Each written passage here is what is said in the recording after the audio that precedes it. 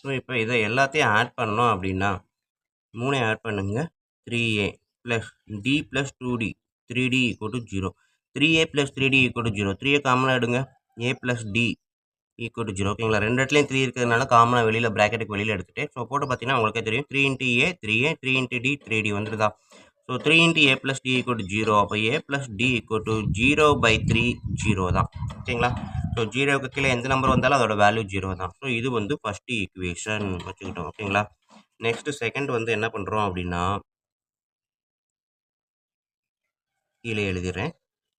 So Wednesday Thursday Friday இது 3 add பண்ணால் 18 degree Celsius. So அப்போ ஏ ப்ளஸ் வெனஸ்டேனா இது A plus D A plus 2d வெனஸ்டேக்கு A plus 2d plus next A plus 3d plus A plus 4d equal to எவ்வளவு 18. So இதெல்லாம் add பண்ணுங்க 3a plus 2 plus 3 plus 4 டிஎஃப்பில் தனியாக add பண்ணுறேன் ஓகேங்களா. 9d equal to 18.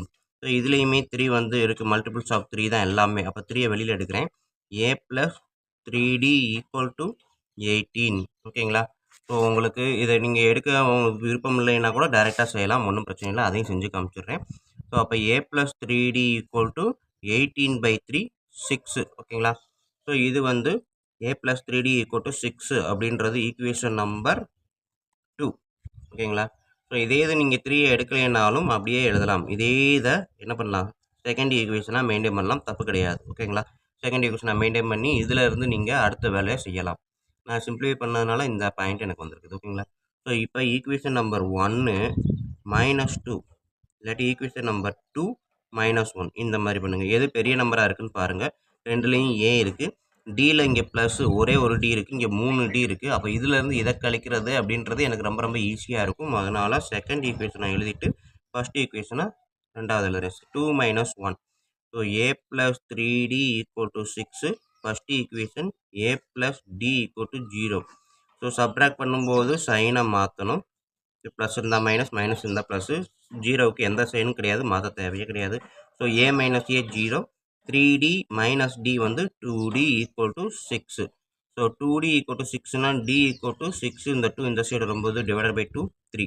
So d equal to 3 ஓகேங்களா.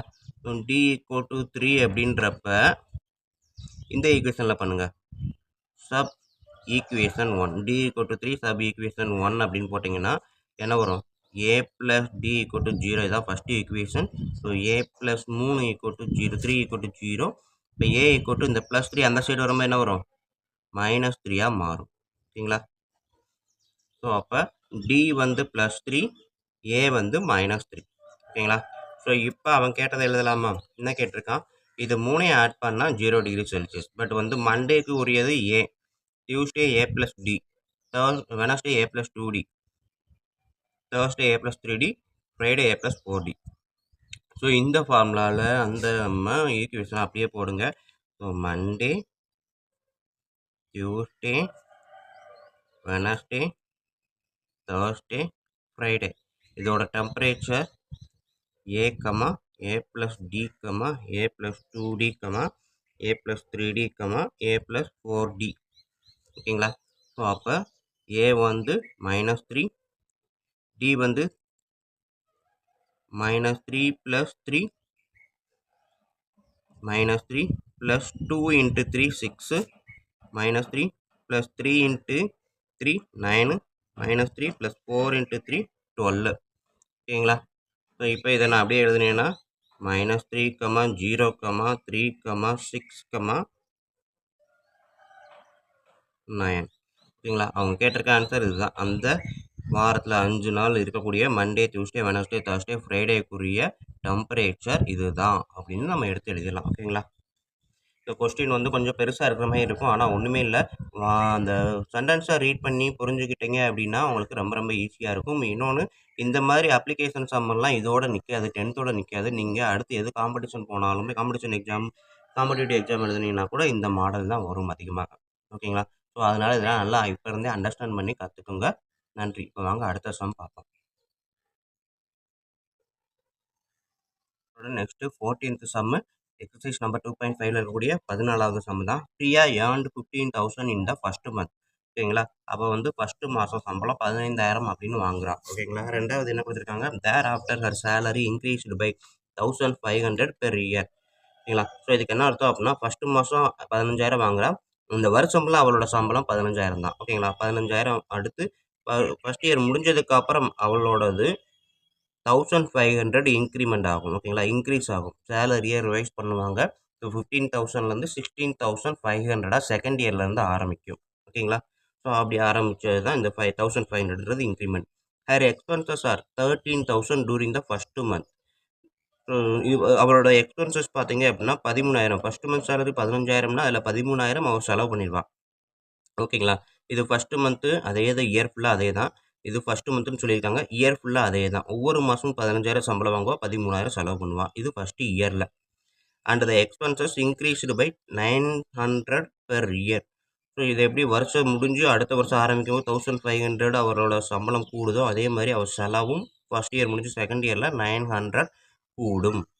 அடுத்து என்ன கேட்டிருக்காங்க, how long will it take for her to save 20,000 per month. ஒரு மாசத்துக்கு 20,000 அவ சேவ் பண்ணணும் அப்படின்னா, அப்போ எவ்வளவு நாள் ஆகும் அப்படின்னு கேட்டிருக்காங்க. எத்தனை வருஷம் ஆகும் அப்படின்னு கேட்டிருக்காங்க. ஸோ இதைத்தான் நம்ம இப்போ பார்க்க போகிறோம். இப்போ கொடுத்துருக்கிறத நான் இந்த மாதிரி எடுத்து எழுதுகிறேன். ஸோ ஃபஸ்ட் இயரில் ஜனவரி மாதம் அவள் வேலைக்கு சேர்றா அப்படின்னா அவளோட சேலரி 15,000, அவளோட எக்ஸ்பென்ஸு 13,000, அவளோட சேவிங்ஸ் பார்த்தீங்க அப்படின்னா 2,000 தான். 15,000ல் 13,000 போயிடுச்சுன்னா 2,000 தான் சேவிங். இது ஜனவரி மாதம் ஃபஸ்ட் இயரில். ஸோ அப்படியே டிசம்பர் மாதம் வரைக்கும் இதுதான். ஓகேங்களா? அடுத்தது செகண்ட் இயர் ஆரம்பிக்குது ஜனவரி மாதம். அவளோட சேலரி எவ்வளோ கூடுது, 1,500 கூடுது. So 15,000 plus 1,500. ஸோ 16,500 அவளோட சேலரி. எக்ஸ்பென்ஸ் பார்த்தீங்கன்னா 13,000லேருந்து 900 கூடுது. அப்போ 13,900 அப்படின்றது அவளோட செலவு. ஓகேங்களா? ஸோ அப்போ அவள் சேவிங்ஸ் பார்த்தீங்க அப்படின்னா 16,500 சேலரி வாங்குறவ 13,900 செலவு பண்ணிடுறான். ஸோ செலவு பண்ணிட்டான்னா அவள் எவ்வளோ சேவ் பண்ணுவா மீதி அப்படின்னு பார்த்தீங்கன்னா 2,600 சேவ்ஸ் மீதி சேவிங்ஸில் இருக்கும். ஓகேங்களா? ஸோ இப்போ நம்ம எடுக்க வேண்டியது இதுதான். செகண்ட் இயரில் அவள் வந்து இவ்வளோ சேலரி வாங்குவா, அவளோட செலவு இவ்வளவு, சேவிங்ஸு இவ்வளவு. ஓகேங்களா? ஸோ அப்போ அவன் என்ன கேட்குறான், இந்த சேவிங்ஸு 2,600 20,000 மாறுறதுக்கு எவ்வளோ வருஷம் ஆகும் அப்படின்னு தான் கேட்டிருக்காங்க. ஓகேங்களா? ஸோ இது செகண்ட் இயர். அதே மாதிரி தேர்ட் இயர் போனீங்கனாலுமே 1,500. இது வந்து செகண்ட் இயர் ஃபுல்லாக ஜனவரிலேருந்து டிசம்பர் வரைக்கும். தேர்ட் இயர் போகும்போது ஜனவரி மாதம் 16,500லேருந்து 1,500 இன்க்ரீஸ் ஆகும். அப்போ 18,000 சேலரி வாங்குவா. 19,000 சரி 13,900லேருந்து 900 இன்க்ரீஸ் ஆகும். ஸோ 14,800 செலவு பண்ணிடுவா. அவளோட சேவிங்ஸ் பார்த்தீங்கன்னா 18,000ல் இருந்து சப்ட்ராக்ட் பண்ணுங்கள். 14,800 சப்ட்ராக்ட் பண்ணுங்கள். ஓகேங்களா? ஸோ 3,200ன்னு வரும் அவளோட சேவிங்ஸு. ஸோ இந்த மாதிரி அவளோட savings first month 2,000, second month 2,600, third month 3,200. So இந்த மாதிரி போய்கிட்டே இருக்கும்போது அவளோட இந்த மாதிரி இருக்க 3,200 20,000 மாறணும்னா எவ்வளோ வருஷம் ஆகும் அப்படின்றது அவன் கொஸ்டின். ஸோ இந்த கொஸ்டினை நீங்கள் அண்டர்ஸ்டாண்ட் பண்ணிட்டீங்கன்னா நம்ம வழக்கம் போல் எழுதக்கூடிய அந்த ஃபார்முலாவில் எழுத ஆரம்பிச்சிடலாம். ஓகேங்களா? ஸோ அவன் சேவிங்ஸு கேட்டதுனால ஃபஸ்ட்டு இருக்கக்கூடிய டேட்டாவை சேவிங்ஸில் தான் எடுக்க போகிறோம். எல்லாமே டேட்டா சேவிங்ஸில் வந்து எடுக்க போகிறோம். ஸோ ஃபஸ்ட்டு மந்த்துன்றதுனால A = 2,000. ஓகேங்களா? ஸோ செகண்ட் மந்த்து பார்த்தீங்க அப்படின்னா என்னது, A + D. ஓகேங்களா? ஸோ இது வந்து T1. நெக்ஸ்ட்டு வரக்கூடியது T2. எங்கே எழுதுறதுனே தெரியலை, அதுக்காக தான் குழப்பமாக இருக்குது. ஓகேங்களா? ஸோ இது A. Second term A + D எவ்வளோ வருது, 2,600. So third month 3,300. அதெல்லாம் நமக்கு தேவையில்லை. இப்போ வந்து டிஃப்ரென்ஸ் கண்டுபிடிக்க போகிறோம். So difference = T2 - T1. T2 வந்து 2,600, T1 வந்து 2,000. ஸோ எவ்வளோ வருது, 600 வரும். ஓகேங்களா? ஸோ நம்மளுக்கு வரக்கூடியது D வந்து 600, A வந்து 2,000. என்ன கேட்டிருக்காங்க, அந்த last year. So last year என்னன்னு தெரியாது. அதாவது எந்த வருஷத்தில் அவளோட சேலரி சேவிங்ஸ் வந்து 20,000 இருக்கும் அப்படின்னு கேட்டிருக்காங்க. So TN = 20,000. ஸோ அவங்க என்ன கேட்டிருக்காங்க இப்போ n ஈக்குவல் டு என்னன்னு தான் கேட்டிருக்காங்க. ஓகேங்களா? ஸோ நம்மளுக்கு தெரிஞ்ச formula Tn equal to a + n - 1 × d. இந்த ஃபார்முலா தான் நமக்கு தெரியும். ஸோ n தான் கேட்டிருக்காங்க. அழகா என்ன கண்டுபிடிக்கலாமா? Tn = 20,000 அப்படின்னு கொடுத்துட்டாங்க. ஸோ இப்போ இதில் போட்டு பாருங்கள். a = 2000, nன்றது தெரியாது, d வந்து 600, Tn வந்து 20,000. ஓகேங்களா? ஸோ இதை நம்ம சிம்பிளிஃபை பண்ணி பாருங்கள். 2000 + n × 600, 600n - n × 1 × 600 - 600. ஓகேங்களா? ஸோ இப்போ 2000 - 600 1400 + 600 n = 20,000. ஓகேங்களா?